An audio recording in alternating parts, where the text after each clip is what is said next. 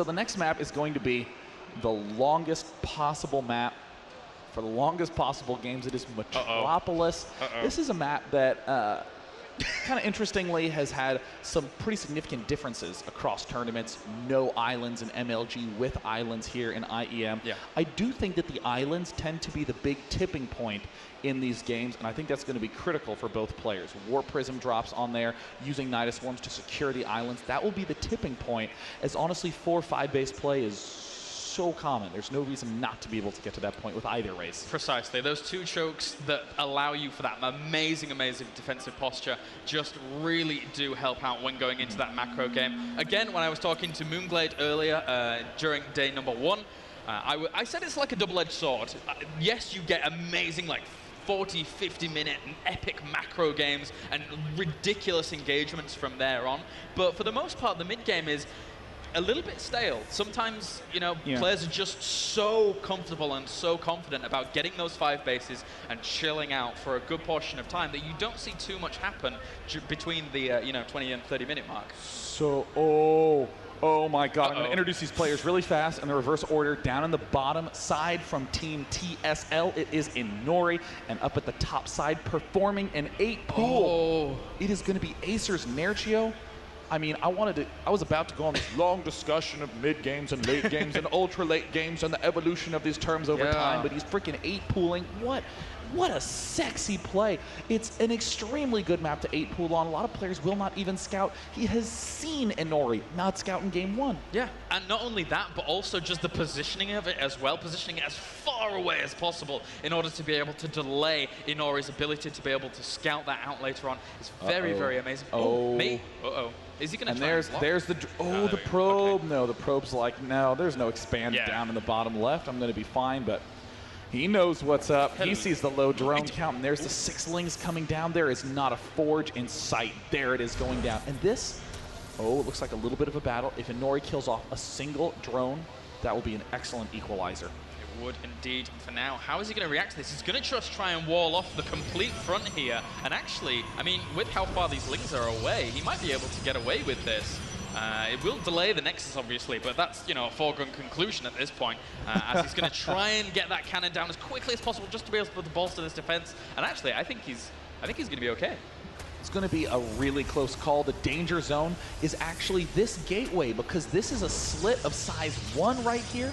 He cannot re-wall off this backside. Yeah, so he's actually placing here so he can finish a gateway wall here, and then he can re-wall off this side if need be. But, I mean, this is a just fantastic play by Nerchio. Seen him do this a number of times. Look at this. Has built no extra Zerglings, has gone straight into macro play, pulling this drone back to take an expansion. And also, it's very clever of Nerchio just to have that drone there, still picking away at that pylon to be able to slowly whittle that down as well. Oh my goodness. I think Nerchio realizes these rocks are actually completely vulnerable. Oh, you mean the backside? I mean, the back rocks, but also the front rocks, and there's the cancel for Inori. I mean, Nerchio, an excellent build for this map. Yeah, and actually, how does he... is he going to be forced to throw down another cannon at this back side? Absolutely will. I mean, now Inori's really happily going to be building this pylon at the front. Inori will almost certainly throw down a pylon here. A little surprised to see Nerchio not throwing down the pylon. Excuse me, not throwing down the hatch at the top right, to be honest. Yeah, this is costing him... Oh, actually, he's going to just wall it off with the Cybernetics core and start to continue that wall off in just a bit. But, I mean, we don't have a Zealot on the way just yet. Maybe we will in just a second, as he does have 100 minerals, and there we go. So, I mean, he might try and fend this off with the initial Zealot, but, and second pylon block coming down here from Inori. But the Zerglings are already nibbling away at that first pylon, and he's going to try and get that hatchery down in just a bit. Now, in terms of timing, 6 lings kill a destructible rock in 2 minutes, so you can start a cannon right now, and it'll be up right when the rocks fall. Nerchio just comfortably going for his 3-3 base style play, but Inori's looking pretty good, to be honest. I mean, he got all his necessities up. He's re-walled off his front. Oh, wow. Has a single Zealot, and with this probe, he'll actually be able to micro it quite nicely. To be fair, Inori has dealt with this in a very calm and collected manner. Like, it's very easy in this position to overreact and be like, oh, well, they're going to break the rocks. I need to put a cannon there. I need to be able to, you know, like, be able to wall this off as quickly as possible. But he's just going to throw down a gateway, probably, and block this off with the Zealot, which is really fantastic, actually. What a nice calm play. And there's Nerchio. Oh, answering in kind. Oh, 4 lanes that were constructed to deal with that initial set of pylons back in the main. Now just heading straight to the expansion. And look at this. Kalaris, he might even be able to get up into the main. No, he is just going to force Inori to be as delayed as possible. Zealot in an excellent position, but Nerchio's looking for any opportunity he can. Will he be able to get up into the main? Oh gosh, fantastic job by Nerchio, forcing these probes to engage. And now, wow, Inori's micro is pretty staggeringly good. Yeah, indeed. He tried to save 1 or 2 of those probes, although Nerchio was hunting them down as quickly as possible, the weakened ones, in order to be able to bring those guys down. And meanwhile, though, he's just been droning up back home, and he's actually going for a layer on this 2 base. And he's mining only from, well, there we go, just the 2 gas here. So, I mean, what do you think he's going to really transition from here on such a low drone count? This looks like a Mutalist play from Nerchio. He's gotten the chance to poke into the main. I think that he originally intended to go for some sort of 3-hatch play, but given the delays that he was imposed under, just basically saying, well, you know what? You're not going to get these 2 gas up for a while. Yeah. Anything you do will either be Robo-based, 3rd Nexus-based, or we'll just, quite frankly, not have enough stalkers to deal with a very fast Mutalist transition. So Nerchio, I think, is feeling a little bit more concerned than he should be, but if he does anything but a Mutalist transition, I'm going to be quite surprised. Yeah, I would agree, but I mean, he still hasn't taken this 4th gas, so I mean, whenever I'm predicting things, I'm always like, hey, I would really love a Nida Swarm right now, but... yeah, that would actually be the coolest of all.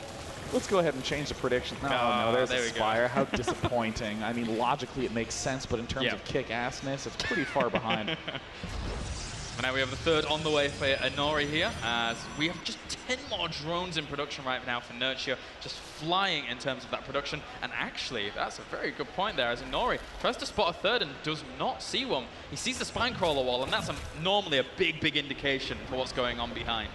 Yeah, I mean, it's pretty face-up what Nerchio's doing right now, but quite honestly, Inori is still ill-equipped to deal with this, and that's exactly what Nerchio's going for. The Ling run-in identified no gas, too many gateways. Has to be a lack of Blink Stalkers in the mid-game, and especially now that this 3rd's going down, slow Stalkers trying to defend 3 disparate locations against Speed Lings and Mutalists. Nerchio, with this really unusual play, showing us that it's actually extremely well thought out.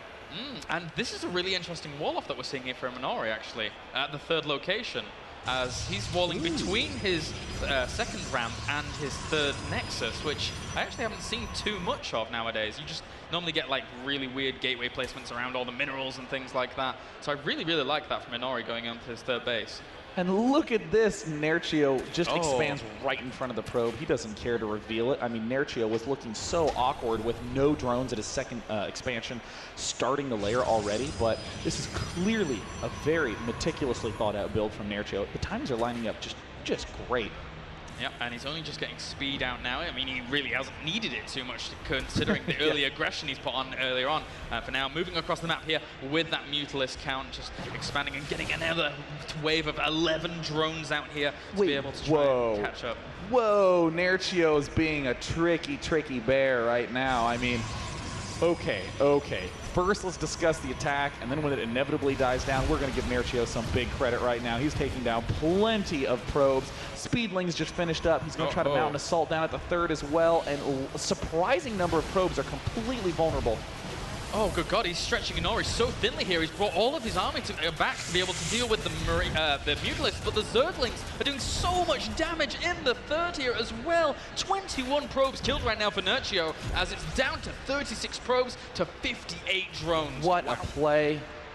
But, I mean, okay, so let's going through the steps one at a time. I see my opponent is low on gas. I'll rush for mutas. He can't possibly have enough stalkers with Blink to be able to deal with them right at the immediate moment. Inori also knows this, so Nerchio goes one step further and says, I'm only building 6 mutas, and then I'm only going to drone. Inori still is forced to just deal with it directly. 10 mutas, a pathetically low amount of mutalists, but still just enough to allow Nerchio to begin droning up on all these bases, finding extra sentries, finding these extra units. I mean, this 3rd base might even fall down. It may end up, oh, but he's going to actually be able to run back for now. But again, he's always going to continue to try and spread him thinly here. He's just going to keep poking in. And I mean, he's spreading the Stalkers in a pretty good arrangement here, and trying to go up to that Templar Archives for the all-important Storm. But again, Nerchio could quite easily just transition out of this on the 4 bases that he is getting up and running in just a bit and be fine and dandy. +1 attack for air finishing up. It's time to mount the offensive. Uh-oh. 2 Archons right there in front and center. Zergling's kind of shoving them back. Starting to do some target firing. One of the Archons falls immediately. Desperately, Nerchio tries to pick off the second one, and not as much damage as Nerchio would have liked, but still, he's going to get these extra probe kills. I mean, wow, 28 killed off by Nerchio. You don't really see a units lost tab looking like that this early in the game. And look at this, we have the Roach Warren on the way as well as the Infestor, so he is going to be able to transition very, very nicely here when he gets these full bases saturated, up and running, getting those extra gas geysers down on those bases as well. And I mean, you know, he doesn't really have too much creep going on right now, but if you're going to be, you know, committing a little bit to Mutalisks early on, you don't need it at that point in time, but it's still nice to have. It's still nice to really get that ramped up and be annoying. Mutalisks can't fly faster over creep. They get that benefit just by kind of being near the color purple. Nerchio doing exactly what he needs to do. Just massing drones, massing spines, getting up that late game transition. And you know, I've been giving a ton of credit to Nerchio in this early game, but let's be honest, inori has done as good a job as he could have holding this off. He's gotten up 3 bases. He's lost a lot of probes, but thanks to Chrono Boost, he's at 61. Yeah. He has not neglected his upgrades. He's at those 2-1 ups.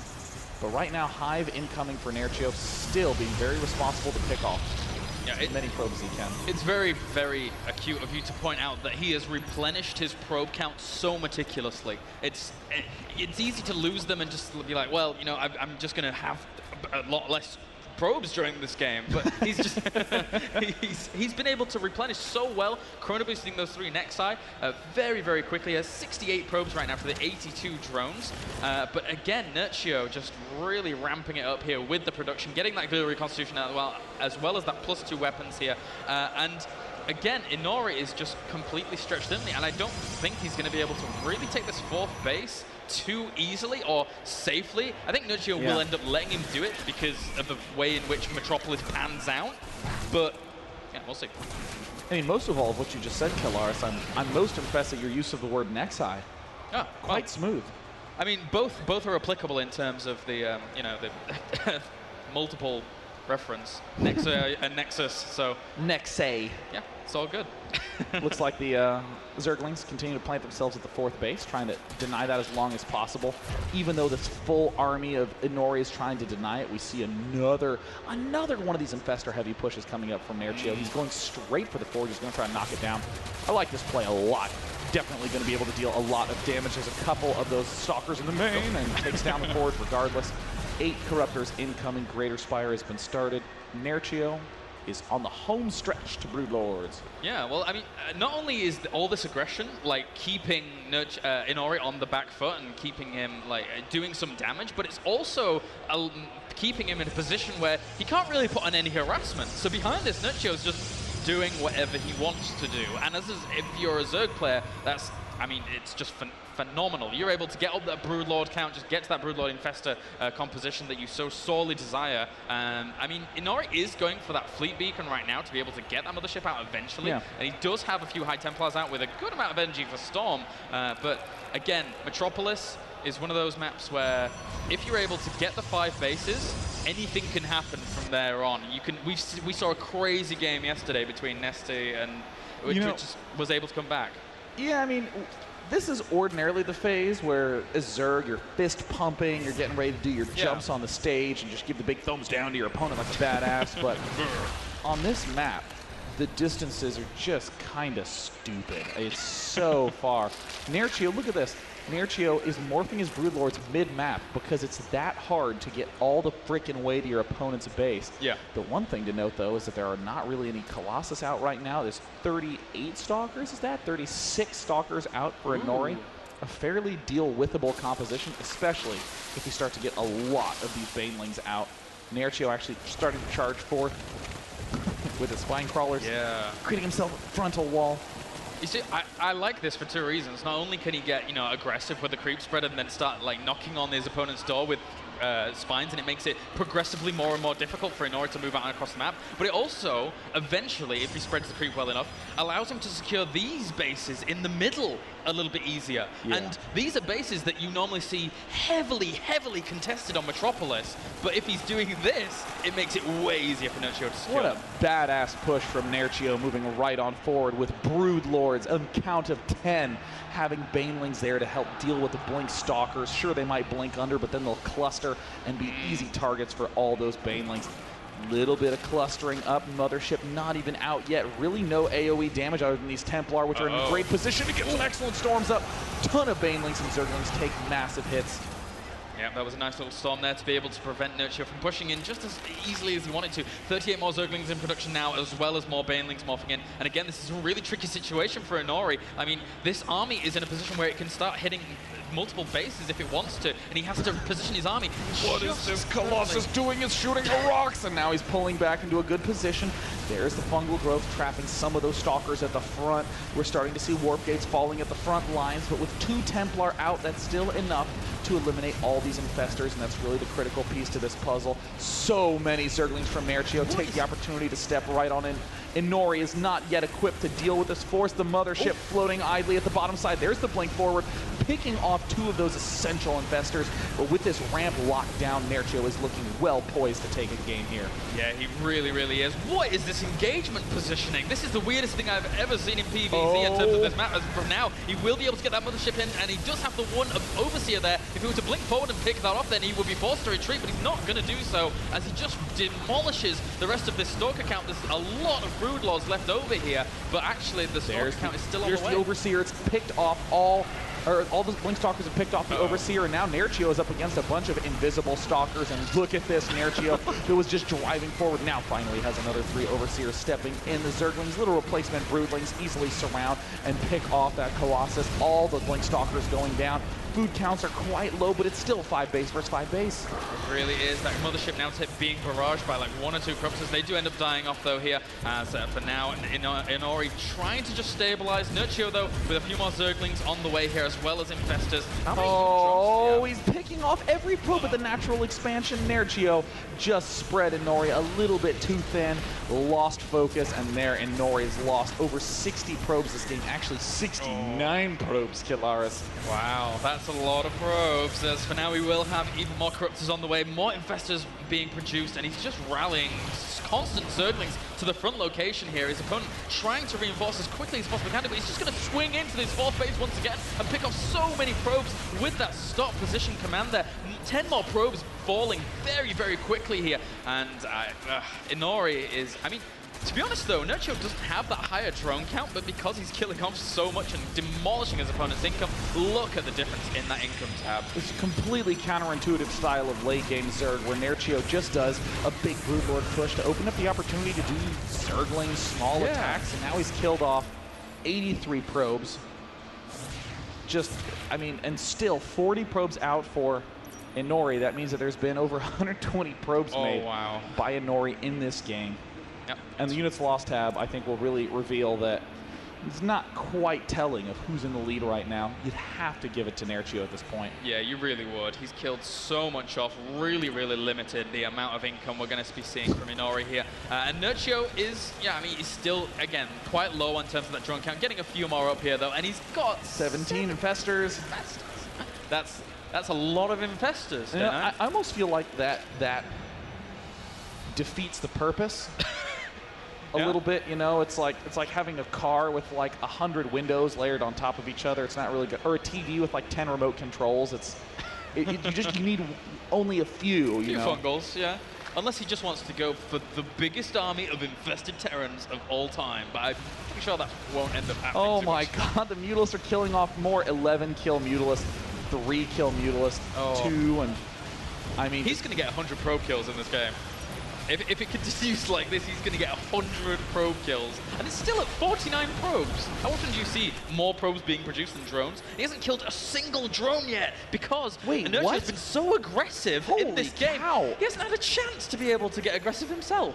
We still have the forward spine crawler wall sitting ready to be killed off by any cloaked mothership, any flying unit, any Colossus. We see the Colossus are being constructed 2 at a time, which is kind of an unusual thing to be doing in this really, really late game spot. Ordinarily, players would be sticking to the 1 Robo and a little bit more of the Archon Force, but desperately just needs to burn the minerals that he has. Doesn't even have the time to afford to get up all the gas for them Archons.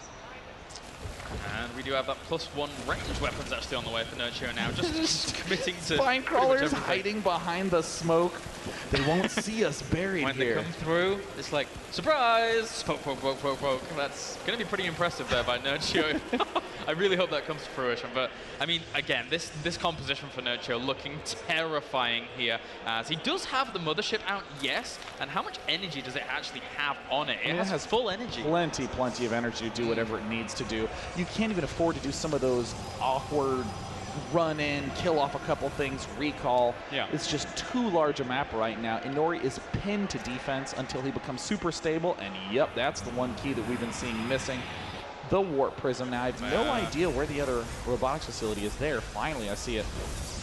Even 2 Warp Prisms here to be able to start that stretching ability, making him spread his units. And again, this army for Nerchio is very, very immobile. So going back to be able to defend 2 locations, your main and your 5th, exactly the same time, can be very, very difficult. But Nerchio might actually just, I mean, with 26 Banelings morphing in, he might just get aggressive right now and kill him off here. But I mean, you think about what the normal Zerg player does. They build up the Infestors, and they build up the Broodlords, and then they attack. But then there's this added step, build up the Banelings. In all of this, this is giving Inori enough time to get the force he needs. If he could nab that would be just game-changing. He misses it with the fungal, and Inori realizing how dangerous a position he is in researching the gravitic drive, trying to, and he gets nabbed. Oh no, Inori, this is such a terrible position. We see, what is this other Warp Prism doing? Is he really going to try to do this?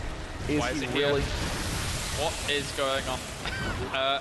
Okay, so Inori's second Warp Prism ends up dying as well. Interestingly enough, though, as that second Warp Prism was moving up to the top, Nerchio was positioning 3 Overlords in a very, very rapid succession to be able to catch that kind of thing. And with the spine crawlers in the force, a maneuver you don't see very often, but a potent maneuver nonetheless, Nerchio is just looking unbelievable. Inori is going to need the vortex of his life, and he's going to need to pick off all these Banelings. Yeah, it's going to be very, very difficult indeed right now, as the Overseer is just sitting in the front here to be able to spot things that could be a bit of an overstep if they end up getting all picked off, and he does have the full cloak there because there's actually no more Overseers there other than the 3. But 3 reinforcing right now as he rains down terror on this expansion, and these Broodlings are just going to be able to shut down quite a bit of what's going on here without an engagement even occurring. Where's the vortex? Inori is still patiently waiting. There's pretty much infinite energy on these Infestors. The army stepping forward, and the feedbacks managed to rip down the front line. And there's a surprisingly small number of Infestors left remaining. And by surprisingly small, I mean 14 down from the 20-some of before. More infested Terrans falling down. Second vortex from Inori manages to grab every single one of the Infestors, and now the spine crawlers moving forward. Blink Stalkers getting underneath there. The huge crunch on all the Banelings doesn't actually manage to kill off that much. Will he be able to rip down this Infestor count? They're all at the front. Incredibly rapid series of feedbacks, and Nerchio still has all these spines up at the front. Yeah, they're zoning this out so well right now. The Broodlord's raining down terror once again on this force. He does blink forward to try and pick off as many of these Broodlords as he can do. But again, these spine crawlers, once he blinks forward, he's taking massive, massive amounts of damage from that static defense here. And he's going to be able to demolish all of these Stalkers while with Broodlords left to spare. There's a huge flood of Zerglings flooding in here. Waltz up to the front line. The mothership has nothing that can attack it, but it doesn't even matter. There's just too many ground units, and Nerchio, with this sturdy push, spine Baneling, Infestor, Broodlord, looks like he is in prime position to eliminate the mothership, take out the remaining Colossus, the 5th base, the 4th base, all of them are going down. They are indeed, and does he have that 100 drone probe kills? Yes, he does, 100, and a GG, ladies and gents. Oh my god, Nerchio. With a stellar comeback. I mean, game 1, Inori looked magnificent. Yeah. Game 1, this DT rush and a fast 3 bases into fast, out-fooding the Zerg build. Great play. That's awesome. And then Nerchio just plays a calm game 2, a calm game 3, and wins super solid. That was, yeah, that really showed over the course of a best of 3 where Inori's strengths lie and where his weaknesses lie in comparison to a player like Nerchio. Again, maybe I'm being a little too critical here, but the initial game really did show that Inori, with practiced and very, very well timed out builds, can bring absolute mayhem to his opponent. However, going into those last 2 games, Nerchio's standard macro game just looked stronger there than Inori's. Yeah, you know, it was what we were talking about earlier on, that Inori is great at those builds. Yes, hello, camera. I mean, Inori is great at executing a really difficult to time build. Yeah. He's good at the multitasking of having stalkers at the front, doing the expanding at the back, not missing any of the upgrades, not missing the pylon or DT timings. All that's fantastic. But when it came to being in kind of a standard situation where you have to do some sort of on-the-fly decisions, we saw Inori falter a little bit. The warp prisms didn't quite manage to go all the way around and force Nerchio back. If you get all those warp prisms up a little earlier, do those warp-ins, suddenly Nerchio has a slow Baneling, slow Broodlord, slow Infestor army, even slower spine crawlers. How do you defend against all that? Well, you have to not attack anymore.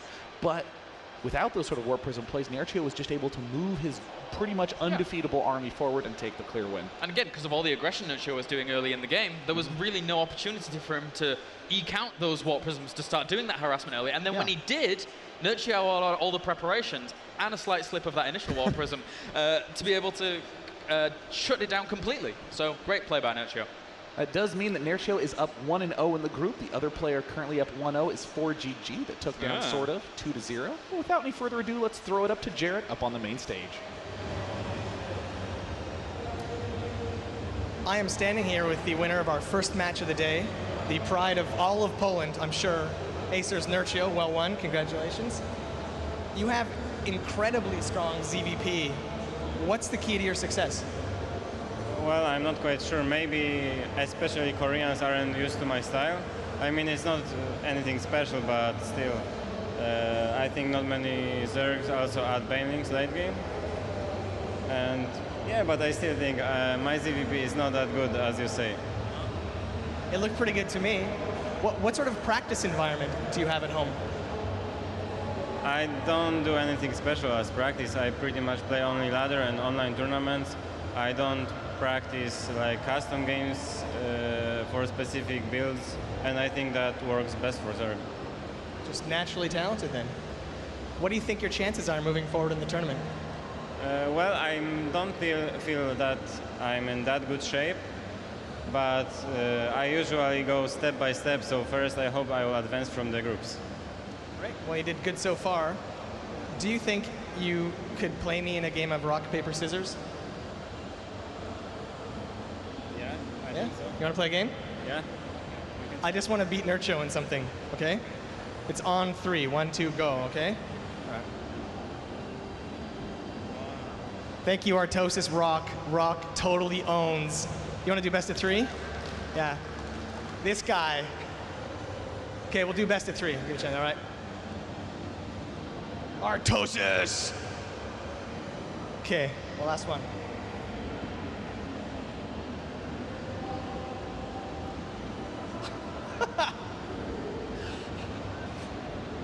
What the? Yeah!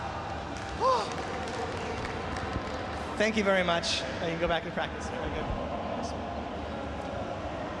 Well, I'm good at something. Does anyone from the audience think they can take me in rock, paper, scissors? Is anyone not a socially awkward penguin and is comfortable coming up here? Do we have any good guy Gregs in the audience? Please help me out. Yeah, this guy right here. Oh, another Zerg going down. Hey man, I'm Jarrett. Nice to meet you. Hi, Max. Nice to meet you. Are you ready? Are you good? Okay. So I just had to really win for a second.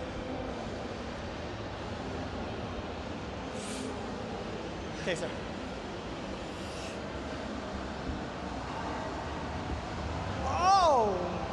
Wow. Thank you very much, Max. It's okay. Thanks. Yeah. Great. You're great. Really great at this. Thank you, man. Who are you cheering for? Who's